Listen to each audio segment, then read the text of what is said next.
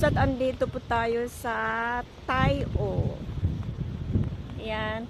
Dito, pwede tayong mag-watch ng ano yon, yung pink na dolphin.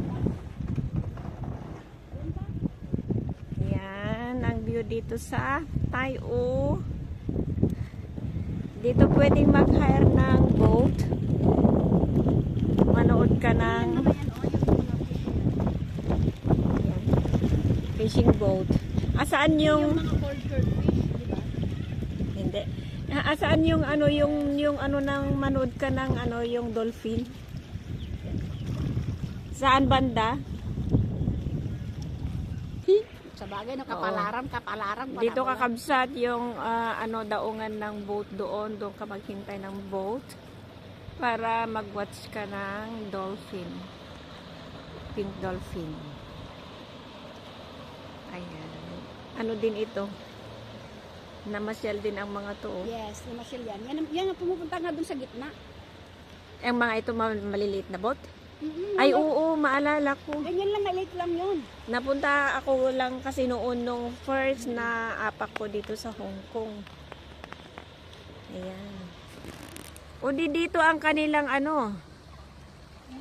Dito ang receiving area.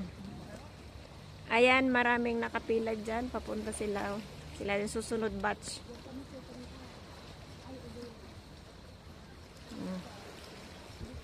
Ayan, ito ang next na papuntang manood ng dolphin.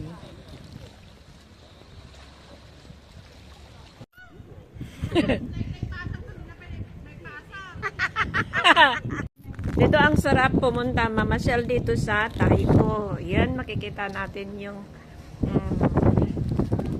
kwan ng tubig. Ano yan?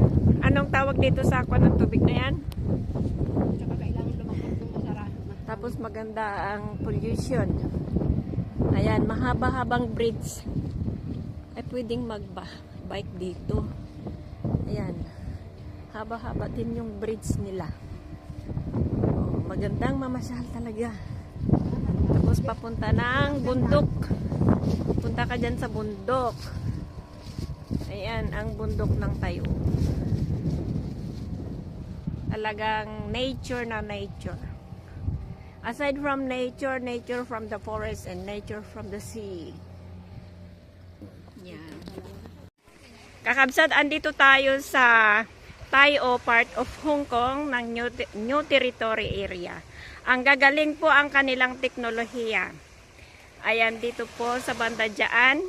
Yan, dito. Dito po yung ano, kung gusto nyo makita yung white dolphin at saka yung pink dolphin, dito lang po kayo pupunta. May boat po na pupunta dyan sa Kayandian. At saka, ang pinakamaganda, ang gagaling talaga nila sa teknolohiya. Itong bridge na to na nakikita natin, ayan yung parang cricket para masave yung mga bahay-bahay, di ba? Pero sa likod nito ay mangrove, yung pag-raise upan ng mga malalaking crab. Diyan sa likod niyan. Makikita natin itong 3 butas na to, daanan ng tubig papasok sa loob. At sa likod nito, sa likod niyan, may tubig pa rin dyan kung saan makikita natin ang maraming crab. Nandito ako ngayon sa gilid, hindi ako makababa para makita ko yung mga crab doon. So dito nang gagaling yung binibinta nila na crab na malalaki. Ang source of income nila dito ay fishing. Yan, ganyan po ang makita natin sa Tayo. Napapaligiran po ito ng mga bulubundokin. Ayan, gaya ng nakikita natin, baybay po yan. At sa paligid po niyaan ay mga bundok-bundok. Yan, bundok-bundok. At parang baryo din ito, na maliit na baryo, kumbaga. May bahay-bahay din na mga nakatira. Yan, sila ang namamahala dito sa banda ng Tayo Fishing Area. Ganito po ang pangkabuhayan nila.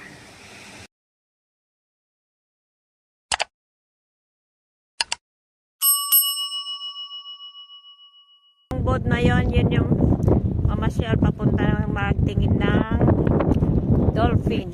White dolphin at saka pink dolphin. Ito siya.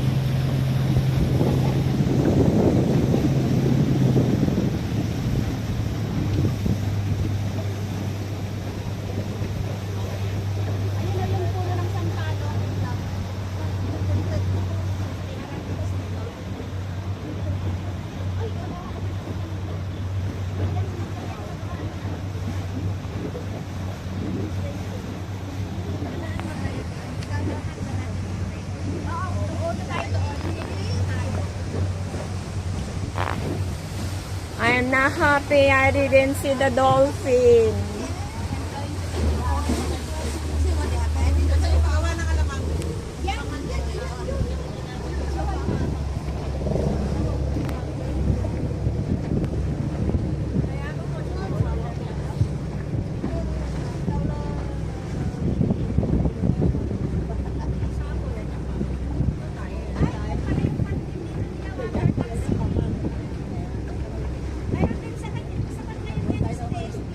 Exit na po tayo. Tapos na. Frustrated. Hindi lumabas yung dolphin.